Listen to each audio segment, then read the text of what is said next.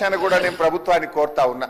అదేవిధంగా CPS OPS pension ఆనాడు Congress party మేము వస్తే ఓల్డ్ పెన్షన్ స్కీమ్ తెస్తామని చెప్పారు. ఓల్డ్ పెన్షన్ స్కీమ్ మీద ఇప్పటి వరకు క్లారిటీ లేదు. పైగా ఆ కాంట్రిబ్యూషన్ కూడా రాష్ట్ర ప్రభుత్వం చెల్లించట్లేదు.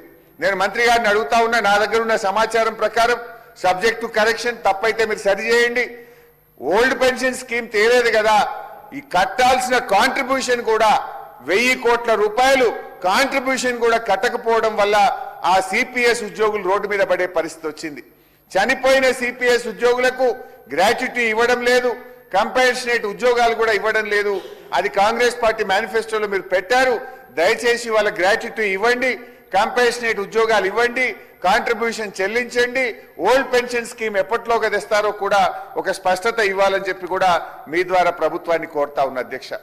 ఇకపోతే అధ్యక్ష, చాలా విషయాలు ఉన్నాయి కానీ టైంను దృష్టిలో పెట్టుకొని నేనే కట్ షార్ట్ చేసుకుంటున్నా అధ్యక్ష. మరి జిఐడిలో ఇంకొక ముఖ్యమైన విషయం, ఒకటి ఉద్యోగులు, రిటైర్డ్ ఉద్యోగులు, సిపిఎస్ ఓపీఎస్ నిరుద్యోగులు ఉద్యోగాల గురించి మాట్లాడినాం అధ్యక్ష.